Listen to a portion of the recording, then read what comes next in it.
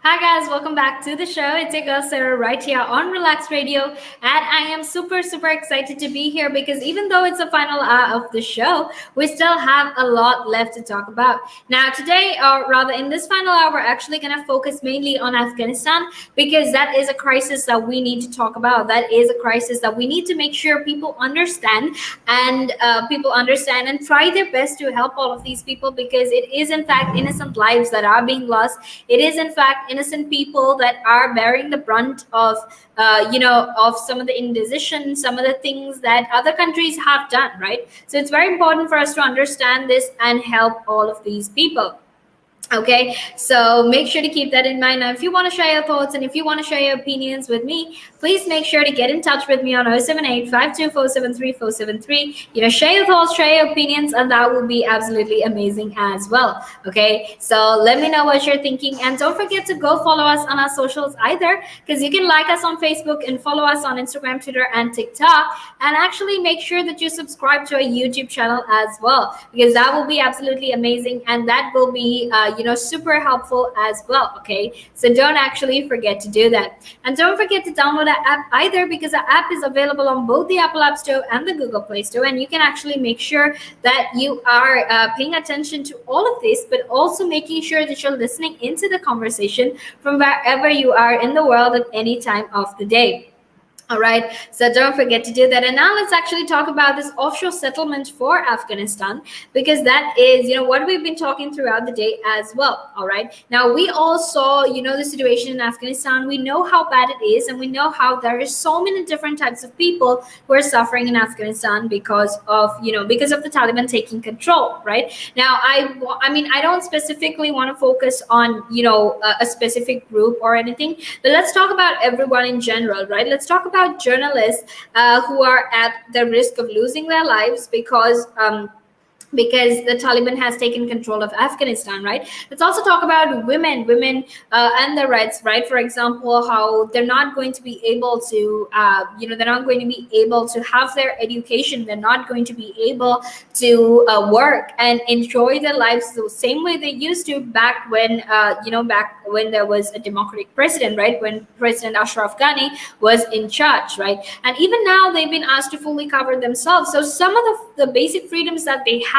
to live within that country has essentially been taken away, right? And because of that, we know that all of the people who live in Afghanistan are in fact going through this crisis. That they're scared for their lives, they're scared for their families, they're scared for their children, and they want to leave as much as possible, right? And if anything, the whole world knows that people who flee Afghanistan are in fact refugees at this point of time.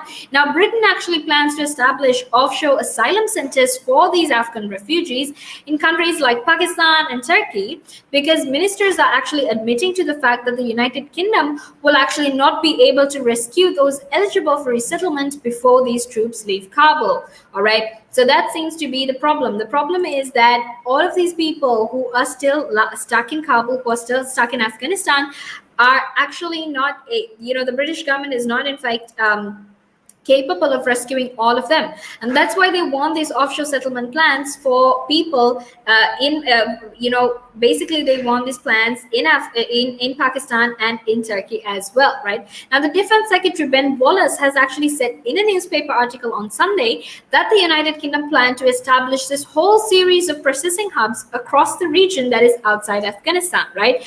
And this was for these Afghans. They believe that they have an obligation too. All right, and obviously these are people who have worked with the British Embassy, who have helped in translating, who have helped in interpreting, and people like that. Right now, at least 1,429 Afghans have actually been evacuated from Kabul since last Friday, and this is as part of the Arab relocation scheme that was essentially designed to help interpreters and others who have helped the British during their 20 years in Afghanistan.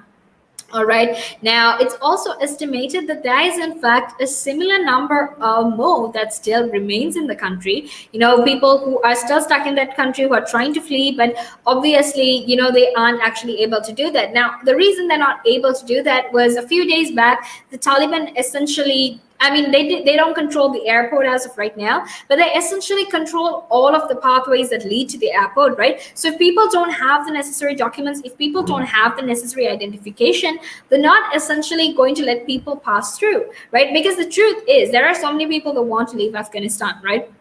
So if you basically have the entire country leaving Afghanistan, then who are the Taliban supposed to rule, right? And I think that happens to be one of their biggest concerns as well. So it's important for us to keep that in mind while our government is figuring out these relocation schemes, these resettlement schemes that are offshore for these Afghans. It's important to understand and keep in mind that these people still have to be protected, right? Now, like I said, it's estimated that similar, about 1,430 more people are still stuck in the country, and that the emergency airlift that was actually continuing on Sunday, along with the RAF flights operating despite a crush at the airport gates, as desperate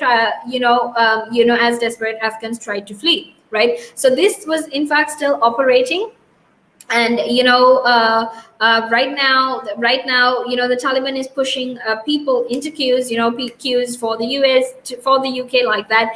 And hopefully things will get resolved for all of these people who are trying to flee Afghanistan. All right, now make sure you stay tuned, because we're going to head into a small break, and after that we will be back to discuss more of this. So until then, make sure you stay tuned.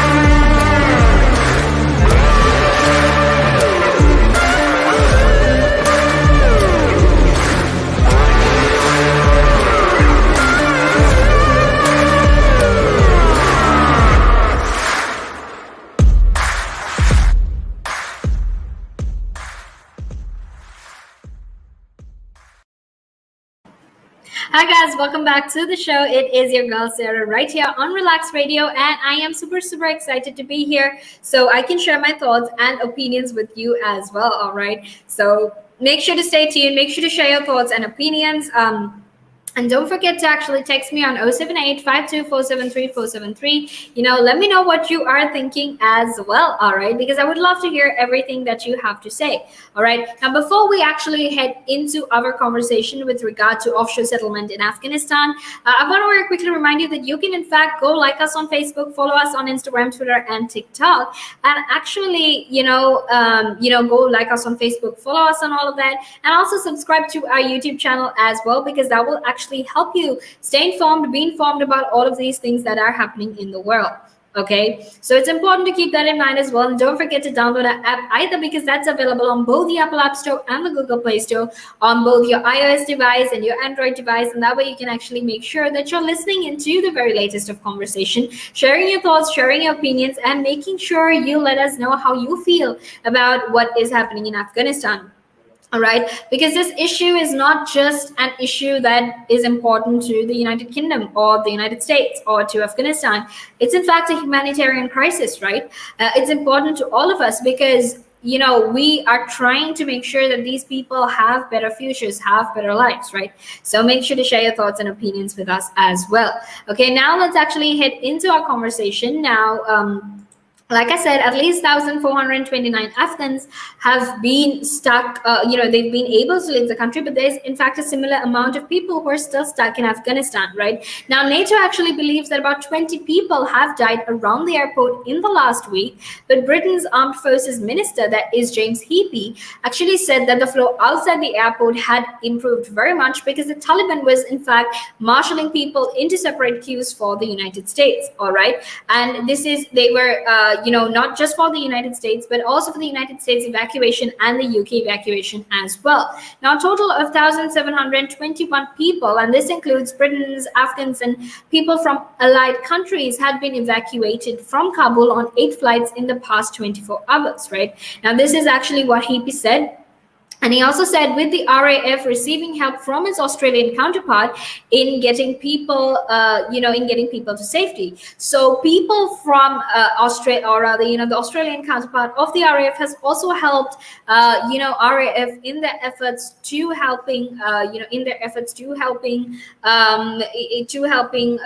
evacuating refugees from Afghanistan. Right now, British officials have already acknowledged that it is in fact, almost virtually impossible to evacuate people who are coming from outside Kabul, right? Now, although Afghans with a claim have told charity workers that they would risk crossing the country if they knew they had a flight, there is still a lot of uncertainty, and it's almost virtually impossible to evacuate these people.